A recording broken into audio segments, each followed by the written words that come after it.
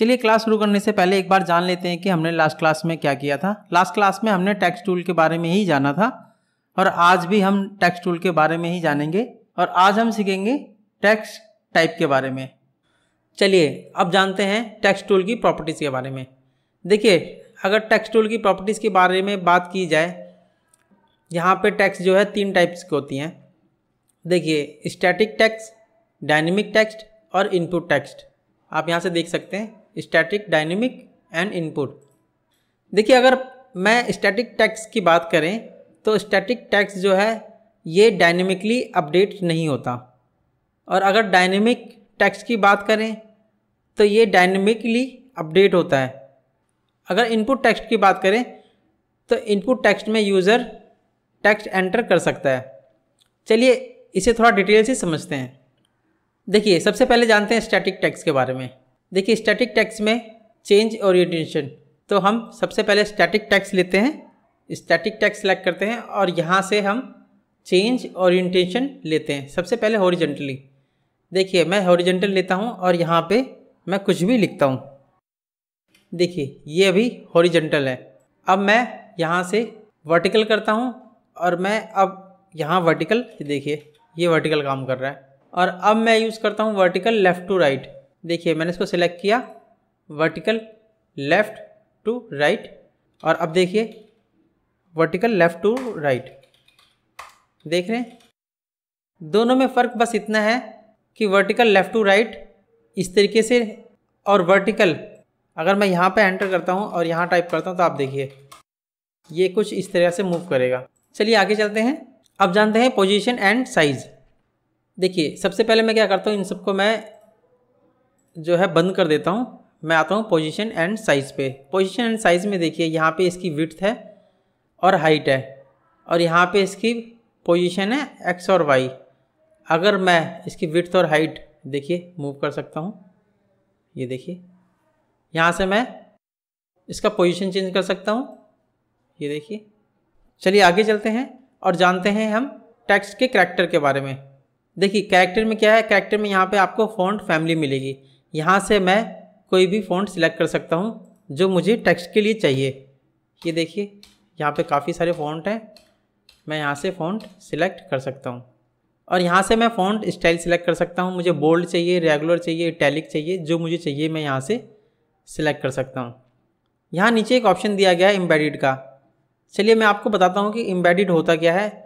Actually में जब हम अपनी फ़ाइल पे काम कर रहे होते हैं तो जब हमने कोई ऐसा फ़ॉन्ट यूज़ किया होता है जो किसी दूसरे सिस्टम पे नहीं है।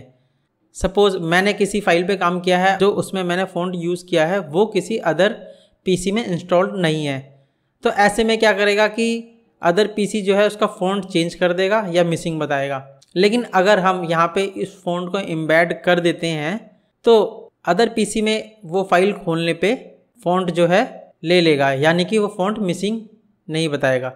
इसको करते कैसे हैं, हम एम्बेड पे क्लिक करेंगे। देखिए सपोज़ कि मैंने ये फ़ॉन्ट लिया है, राइट। अगर मैं और भी कोई फ़ॉन्ट लेना चाहूँ तो मैं यहाँ से ऐड कर सकता हूँ और मैं माइनस भी कर सकता हूँ। और यहाँ पे मैं सिर्फ कुछ नहीं करना, मैं ये दोनों ही ऑन कर देता हूँ और मैं इसको ओके कर देता हूँ। मैंने ओके कर दिया। अब मैं अगर लाइब्रेरी में आपको दिखाऊँ तो देखिए लाइब्रेरी में क्या है, ये फ़ॉन्ट जो है वो सेव हो चुका है, ये फ़ॉन्ट मिलेगा। अब जब भी ये फ़ाइल खुलेगी किसी ऐसे पीसी में जहाँ ये फ़ॉन्ट नहीं है, तब भी वहाँ पे कोई प्रॉब्लम नहीं आएगी। अब देखिए इसी के नीचे हमें साइज़ है, हम फ़ॉन्ट का साइज़ जो है कम या ज़्यादा कर सकते हैं अपनी ज़रूरत के हिसाब से। मैं यहाँ 200 करता हूँ तो ये देखिए 200 हो जाएगा। और यहाँ पे मैं कैरेक्टर्स के बीच में जो स्पेस है उसको भी कम ज़्यादा कर सकता हूँ। ये देखिए मैं इसको 100 करता हूँ और मैं दिखाता हूँ आपको करके। ये देखिए यहाँ पे एक ऑटो कट का ऑप्शन है, हम इसको ऑन ऑफ कर सकते हैं। आप देख रहे हैं यहाँ पे कि थोड़ी सी अगर कहीं भी स्पेसिंग में कहीं भी ऊपर नीचे कुछ हो रहा होगा तो वो इसको एडजस्ट कर सकते हैं। बाय डिफ़ॉल्ट ये ऑन ही रहता है। यहाँ से हम किसी भी टेक्स्ट का कलर चेंज कर सकते हैं। यहाँ से मैं ट्रांसपेरेंट कर सकता हूँ, यानी कि मैं टेक्स्ट को अल्फ़ा कर सकता हूँ। चलिए मैं आपको बताता हूँ एंटी एलियास। देखिए रेंडर टाइम पे use device font. Use device font होता क्या है, ये वो फ़ॉन्ट होते हैं जो किसी पीसी में इंस्टॉल्ड नहीं होते हैं। मेरा कहने का मतलब ये है कि ये जो फ़ॉन्ट है, जैसे मान के चलिए कि हिंदी फ़ॉन्ट, कुर्ती देव या कुछ ऐसे फ़ॉन्ट जो पीसी में इंस्टॉल नहीं है, तो ऐसे में ये जो फ़ॉन्ट है पीसी में इंस्टॉल करना पड़ेगा, और अगर नहीं होगा तो हम यूज़ डिवाइस फ़ॉन्ट कर सकते हैं, लेकिन ये SWF के साथ यानी कि इस फाइल के साथ एम्बेड नहीं होता। दूसरा है bitmap text no anti alias. देखिए अगर मैं इसको करता हूँ तो मैं एक बार आपको जूम करके दिखाता हूँ। देखिए ये कुछ इस तरीके से दिखेगा, इसके जो एजिस देखिए इतने शार्प नहीं है, किस तरीके से दिख रहा है। ये bitmap text no anti alias है।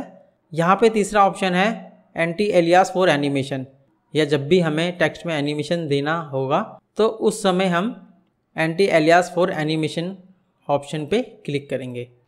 अगर मुझे इस टेक्स्ट पे एनिमेशन नहीं करना तो हमेशा मैं एंटी एलियास फॉर रीडेबिलिटीज़ को सिलेक्ट करूँगा। ये खास करके बोल सकते हैं कि जब हमें कोई वेब का काम करना होता है या टेक्स्ट का काम करना होता है तब हम इसको सिलेक्ट करते हैं। यहाँ नीचे कस्टम भी दे रखा है, हम कस्टम एंटी एलियास को सेट कर सकते हैं। मुझे कितनी थिकनेस चाहिए या कितनी शार्पनेस चाहिए, मैं यहाँ से इसको सेट कर सकता हूँ। देखिए जैसे मैं करता हूँ यहाँ से, देखिए थिकनेस कम या ज़्यादा करूँ, शार्पनेस भी कम ज़्यादा कर सकता हूँ मैं, और जो मुझे पसंद है मैं इसको ओके कर सकता हूँ। अभी के लिए हम इसको रीडेबिलिटीज़ पे क्लिक करते हैं और आगे चलते हैं। देखिए इसी के नीचे एक ऑप्शन है, ये होता है सबस्क्रिप्ट। अगर मुझे कोई सबस्क्रिप्ट लाइक जैसे कि मुझे 1 राइट यहाँ पे करना है तो मैं सिलेक्ट कर सकता हूँ और इसको सबस्क्रिप्ट में कन्वर्ट कर सकता हूँ। अगर मुझे सुपरस्क्रिप्ट चाहिए मैं इसको बैक करता हूँ, ठीक है, मैं सुपरस्क्रिप्ट ऑन करता हूँ और यहाँ पे मैं 2 डालता हूँ तो देखिए सुपरस्क्रिप्ट।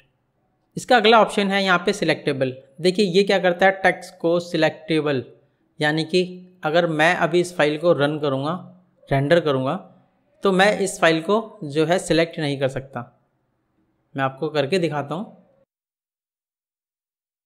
देखिए अभी मैं इस फाइल को सिलेक्ट नहीं कर पा रहा हूँ।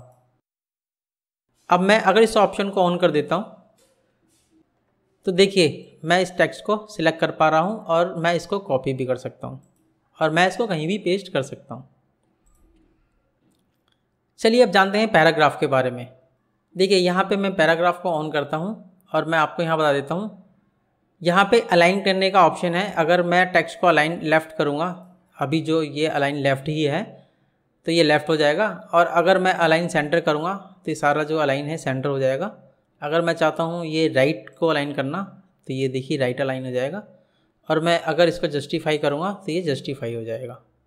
अगर मैं यहाँ पे इंडेंट के ऑप्शन को कम या ज़्यादा करता हूँ तो आप देखेंगे कि ये देखिए मैं ऐसा करता हूँ, इसको 20 करता हूँ तो आप देखिए यहाँ से 20 पिक्सल जो है ये आगे बढ़ गया है। अगर मैं इसको 60 करता हूँ तो ये 60 पिक्सल जो है आगे बढ़ जाएगा। मैं इसको वापस 0 कर देता हूँ, और मैं यहाँ पे लाइन स्पेसिंग यूज़ कर सकता हूँ। देखिए कम और ज़्यादा कर सकता हूँ इनके बीच में, राइट। ये देखिए मैं यहाँ पे लेफ़्ट मार्जिन ले सकता हूँ। अगर मैं यहाँ 50 लेता हूँ तो 50% जो है लेफ़्ट को खिसक जाएगा।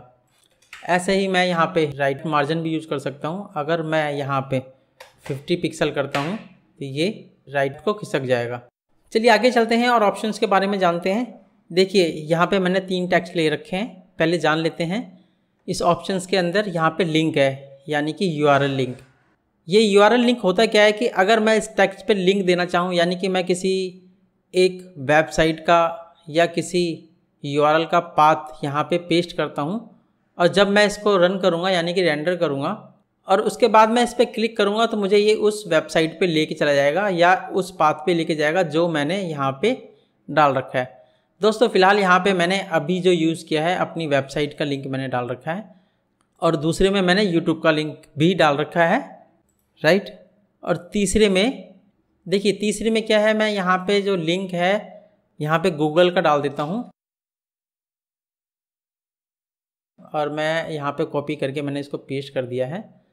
और अब जो है मैं फाइल को सेव करता हूँ और मैं आपको रेंडर करके दिखाता हूँ।